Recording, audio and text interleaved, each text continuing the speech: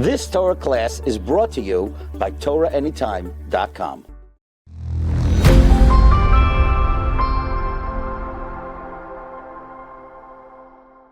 Everybody, welcome back to the Lechtich Musar podcast. We continue with the Pele Yoeitz.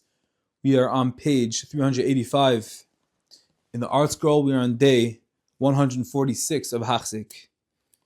We're speaking about the inyan of Gilgal rebirth, and we are trying to understand the possibilities that by thinking about the Gilgal and this whole process, which is frightening to say the least, that in itself should have an effect on a person's behavior. It should inspire, it should shape the way we make decisions. Also because of an awareness about this whole concept of Gilgulim, of rebirth.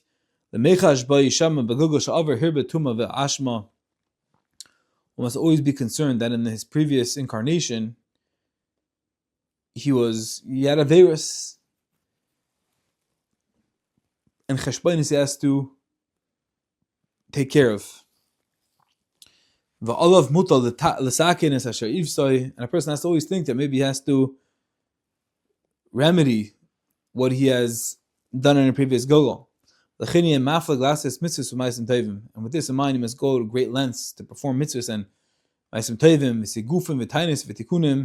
accept upon himself afflictions, fasts, in order to remedy any sin. And even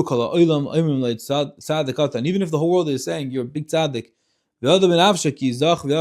and he thinks and he knows deep down in himself that he's taka, he's upright, he's pure, he's straight.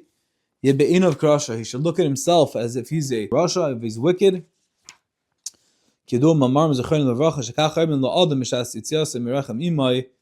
That this is what Chazal say, that this is exactly what happens when they demand of a person when he leaves his mother's womb.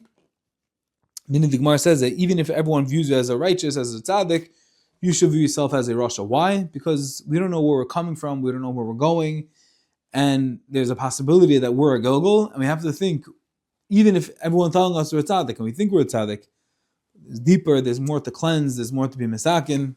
And one of the reasons is because of the possibility of the previous incarnation, as we said. We don't know what was before, and he must be concerned regarding what was repeated upon him in a previous Gilgal, and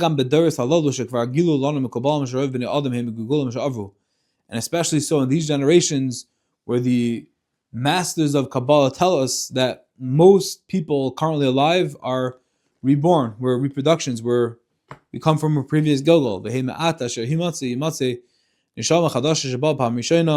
we're coming back as therefore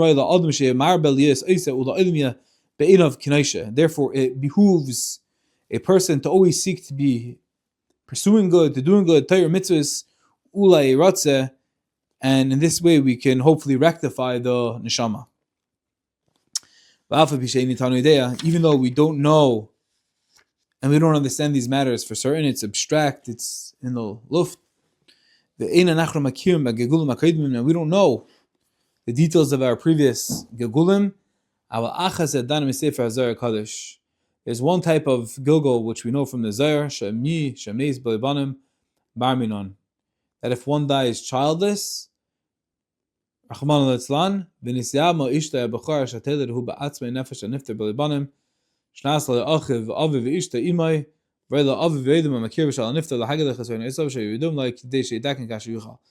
Zohar says a specific case where we know definitively that the person is a Gilgal. In a certain case, when someone dies and he has no children and there's Zibum, that is the case where one knows for sure that that one is a Gilgal. But aside from that, even though we don't know for certain, but nevertheless we should always be choishish, we should always suspect. And again, this suspicion, even though we don't understand the matter, not even at surface level, it's completely Kabbalistic, but we should understand it, be aware of it, and that should inspire us that all of our maisim should be always in the pursuit of being misak and rectifying what was in the past. When a person internalizes this belief of Gilgulim, He'll know with clarity, it'll bring more amunah. And realize that Mishpat Hashem emes, that the judgments of Hashem are true. Hatzur tamim pa'aloi ki yichol darav mishpat v'leisraim amidoisav yizbarach. He will never complain about the decrees of Hashem. Kimira kama ba'arim ba'am, as is the common practice of many foolish among the people. Shekasher ba'im aleim yisurim kashim.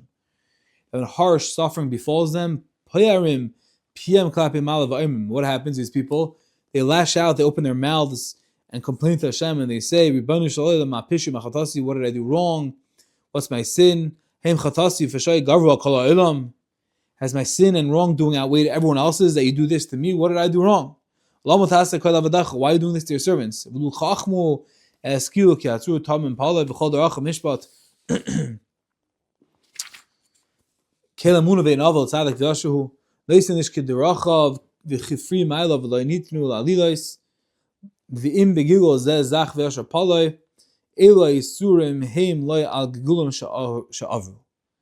Says the Yoeitz, but if a person realizes, he's aware, he realizes that there is this concept, then it's not pshat Hashem is angry, it's not pshat Hashem is unjust, it's not pshat that Hashem is unfair, and Hashem is that your averus are outweighing the entire world.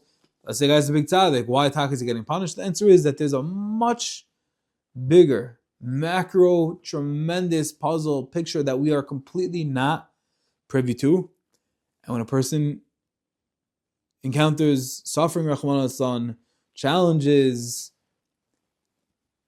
Yisurim, it's not necessarily because of what he did, but there's previous Galgulim that has to be rectified, that has to be balanced out.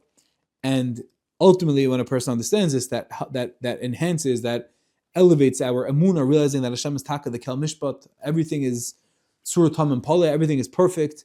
And we have no idea the cheshbonis, the calculations of Shemayim, but we believe with 100% conviction that it all makes sense, that Hashem is in charge, Hashem is the Kol Yochol, and every single move, every single dose of suffering, of Yisurim, of Tsar, is perfectly cheshbon, is perfectly measured, nothing too much, nothing, it's all perfection.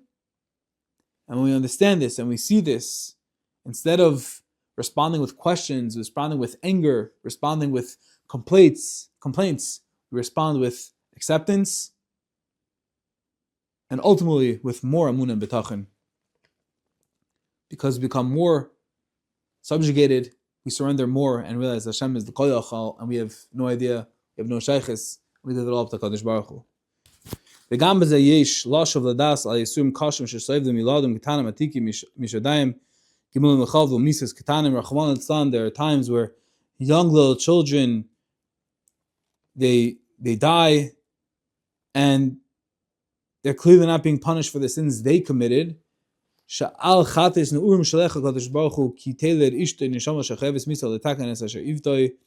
the same idea that the previous Galgulim, and for whatever reason, Hashem decides that they had to come back to this world, there's a cheshbon for it that we don't understand.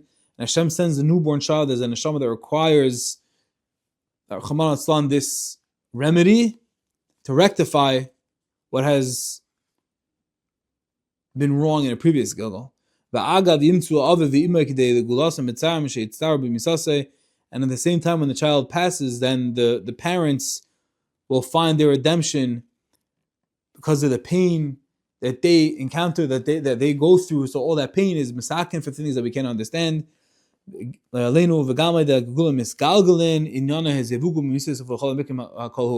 Also through rebirth, matters of marriage, partners of husband and wife, and all such matters that might seem to be random occurrences are in actuality all governed and perfectly supervised by Hashem's plan.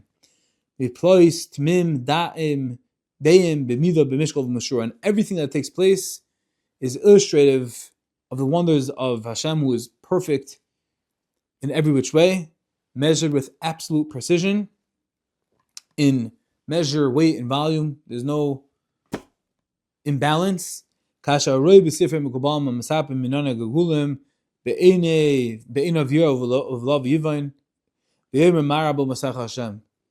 a person does understand this, the Kabbalim, the mystics, they can say how wondrous and great are your works, Hashem. Manifles And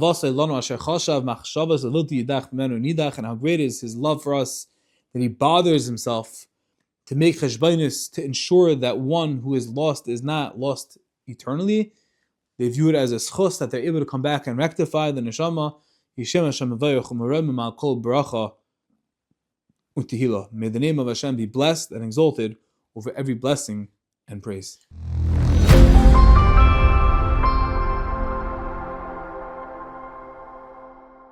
You've just experienced another Torah class brought to you by TorahAnytime.com.